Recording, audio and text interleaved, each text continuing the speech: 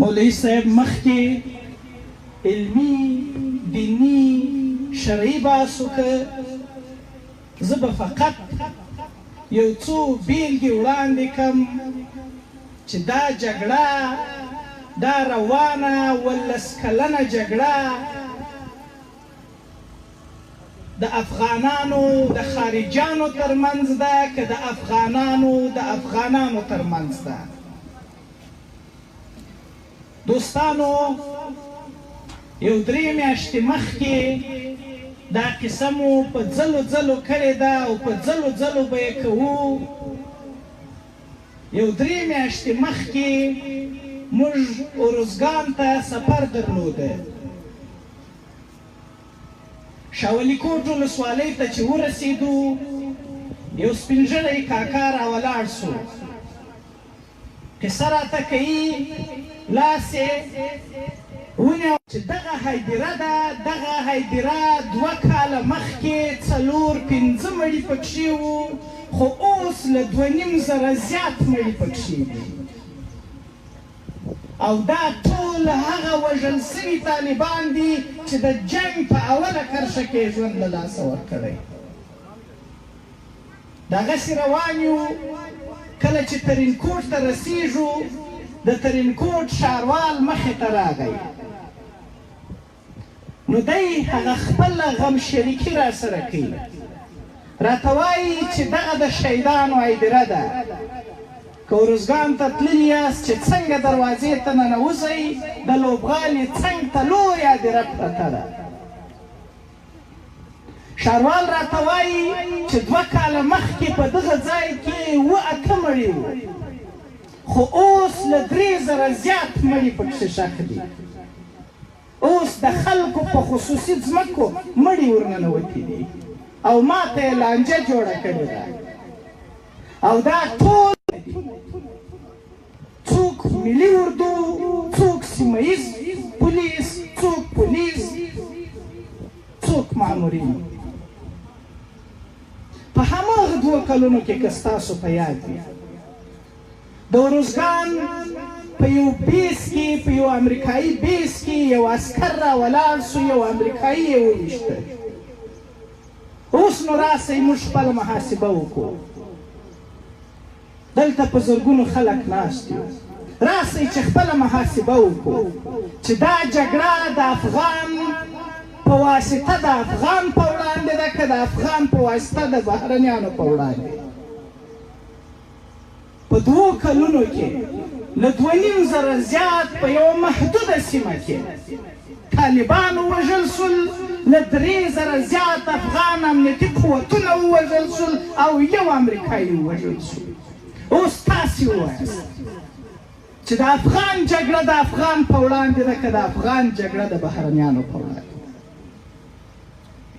د ولسمشر خبرې خو تاسو واورېدې.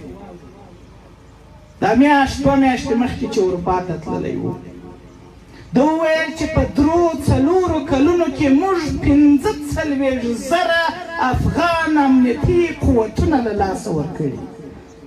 45,000 انسانان فقط د پوځ د پولیسو د سیمه ییزو پولیسو په لیکو کې وژل سوي دي. راځه نو دا حساب اوس به موږ او تاسې سره وکړو. 45,000 افغان امنیتي قوتونه ووژل سوله. دا بل لوری هم انسانان دي، طالبان هم انسانان دي.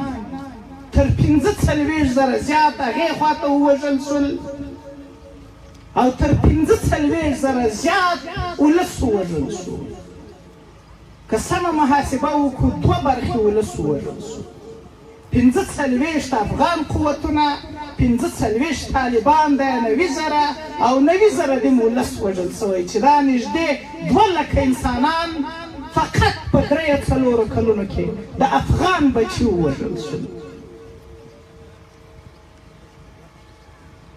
او میندې داسې ګورې سوې لکه دلته چې دا مور ناسته ده چې 3 بچي یې په ناداني کې قتل سوله، ووژل سوله. او دا اوس خیرات ټولوي. زموږ ابرو ده، زموږ د ټولو مور ده. نه راوتله پلوی چا نه سوی لیدلی د افغان مور وه د افغان مور ده خو اوس دلته ناسته ده خیر ټولې د خپلو پاته بچو لمسیو لپاره نو بده ورځې چاته پاته سوه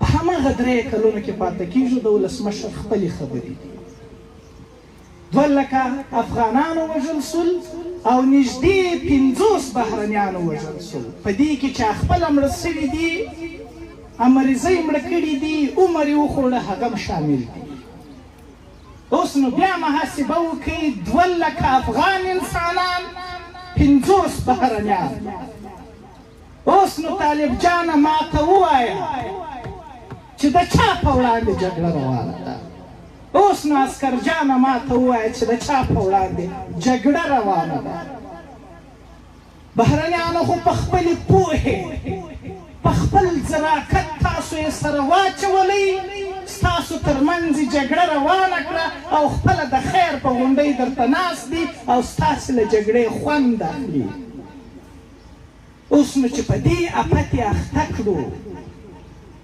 راسئ چې علما د پوهې له مخې د ځراکت له مخې له دې بدې جګړې څخه له دې پردۍ جګړې څخه ځان خلاص کړو پیغمبر علیه السلام د حدیبیې تړون ولې وکړ او هغه تړون ته وروسته فتح المبین ولې وویل سو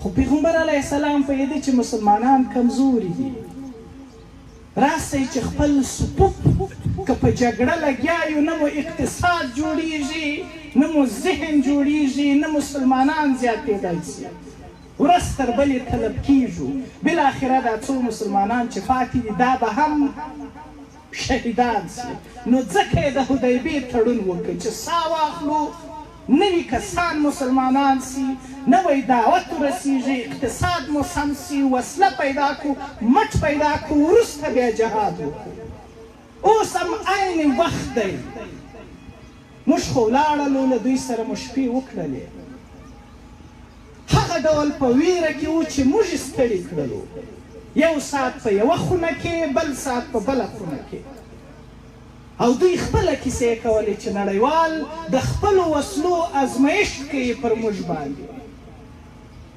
موږ به دوی ته ویل اوس هم ورته وایو دا ته چې ډز کوې دا تر امریکایي ورسیږي خو نه ورسیږي په لاره کې افغانان درته ولاړ دي چې د هغوی سینې غلبېل غلبېل سوې یا چې له دې خوا پیر کېږي څوک ووژل سو خو ته هم د دې وطن بچی د دې خاورې بچی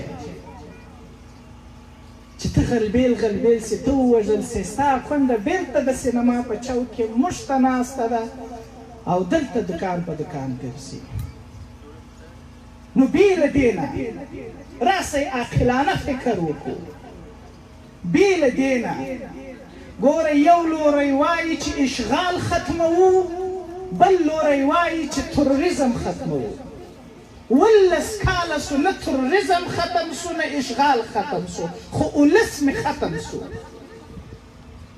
دا هغه ځای دی دا موږ چې پرې ولاړ یو ګرداب صاحب به وروسته خپله قصه دلته وکړي چې په دغه ځای کې ولاړو چاودنه وسوه دی یې پورته کالته یې وغورځاوه دغه د هغه وخت ونې دي تر اوسه سوي دي په سلهاوو انسانان در به در سوله په دغه ځای کې یوازې دلته خو امریکایي نه وو بل څوک خو به نه وو خو ټول افغانان که بمبار سوی دی هم افغان وژل سوی که چاپه وهل سوی هم افغان وژل سوی که ځانمرګی سوی هم افغان وژل سوی که مخامخ جګړه روانه ده هم افغان پکښې وژل کېږي نو اوس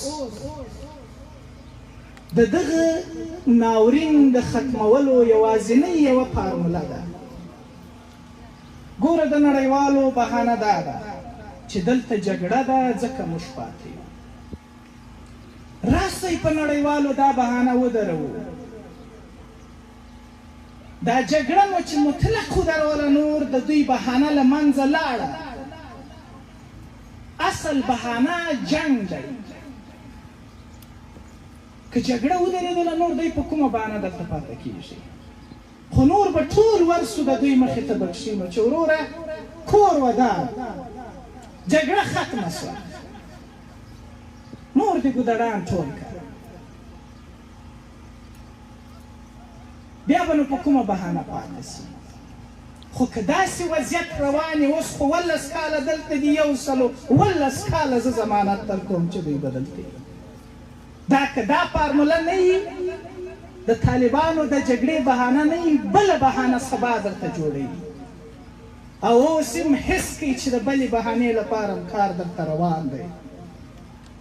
که موږ چوپ وو، که موږ غلي وو، همداسې به جنازې پورته کوو.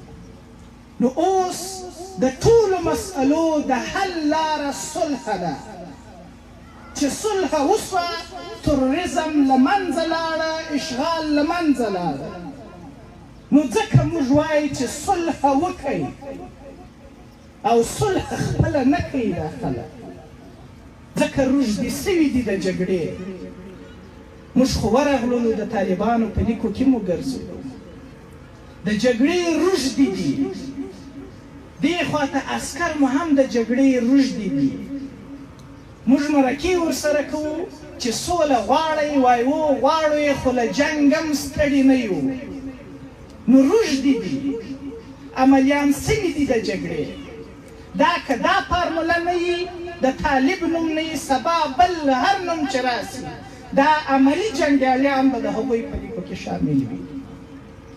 بیا به جګړه روانه وي، بیا به زما او ستا د سر لپاره نوي چړې، نوي تارونه راوړي، او بیا به ما او تا در بدره یو.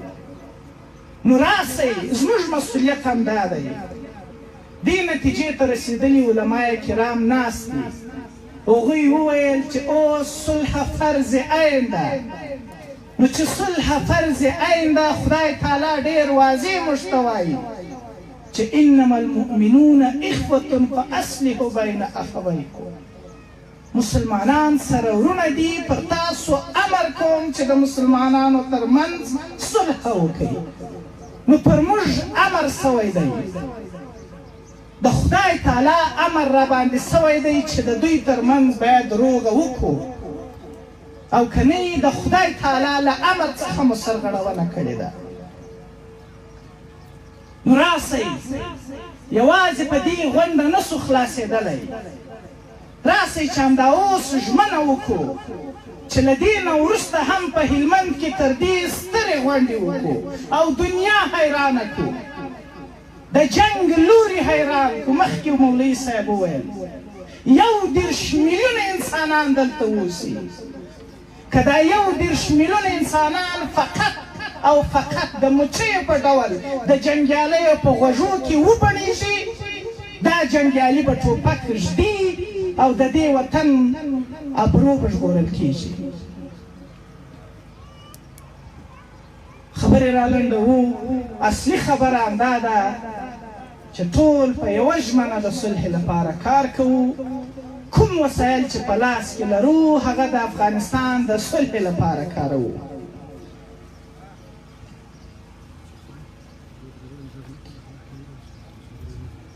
دا ګړی خبرې روانې دي په قطر کې، خو دومره اوږدولې موږ نه غواړو.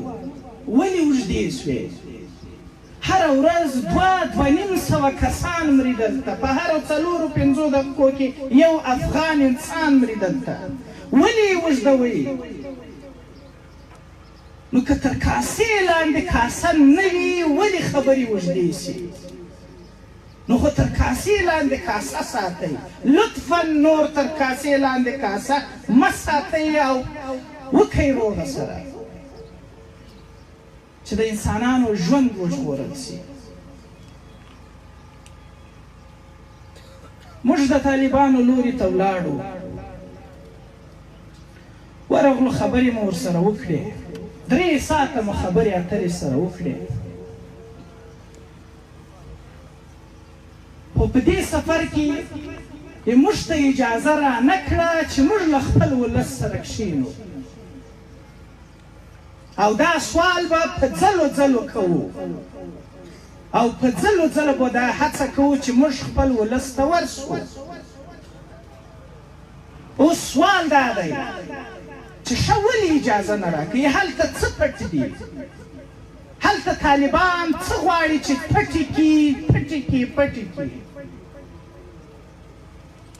موږ ته به اجازه راکوي موږ ولس یو دا دی درغللو طالب جانه تا ته درغلو چې ستا یې رسۍ زموږ یې غاړه که ولس نه یو که ایجنټان یو که مو له چا پیسې اخیستي که مو د چا ایجنډه اخیستي ستا یې رسۍ زموږ یې غاړه او که ولس یو نو د ولس ترمنځ به بېلوالی نه راولي د لشکرګاه ولس او د مساکله ولس یو ولس دی او هیچ چا ته حق نه ورکوو چې دا ولس بېل کړي سره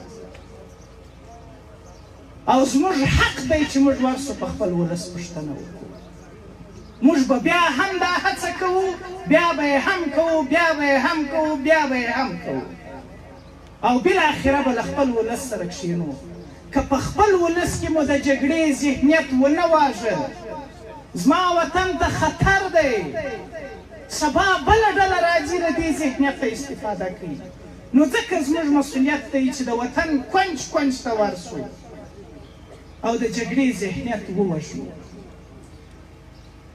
نور مشران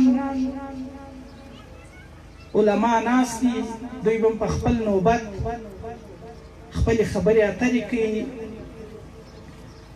ډېره مننه یو ځل بیا د هلمند له دروند غیر ولس څخه مننه چې زحمت یې وایسته او دنیا ته یې ثابته کړه چې په موږ کې جوش و جذبه سته او موږ به دا وطن ګټو موږ به د دې وطن مالکان ګرځو په الله مسلمان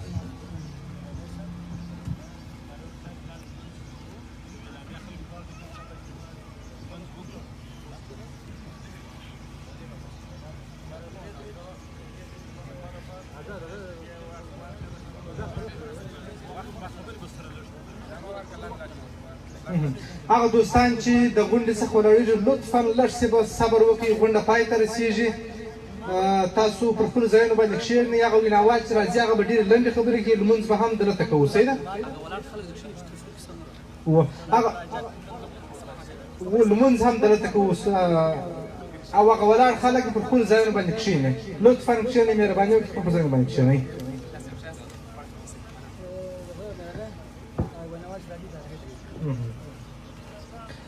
موږ سوله او امن غواړو جنگ دې ورک سي او رنګ دې ورک سي په جنگ کې تباهي بربادي او کډوالي ده د غونډې په دې برخه کې د مدني ټولنو د همغږۍ مرکز مشر نظر محمد لودي ته بلنه ورکوو چې د درید سر ته راسي او خپلې خبرې وړاندې کړي او هغه ویناوال چې راځي لطفا د هغو څخه هیله کوو چې په ډېر محدود وخت کې خپلې خبرې وکړي 3 دقیقې دوی لپاره وخت دی چې په دغو 3 دقیقو کې خپلې خبرې راټولې کړي ځکه وخت د لمانځه دی خلک لمانځه ته ولاړېږي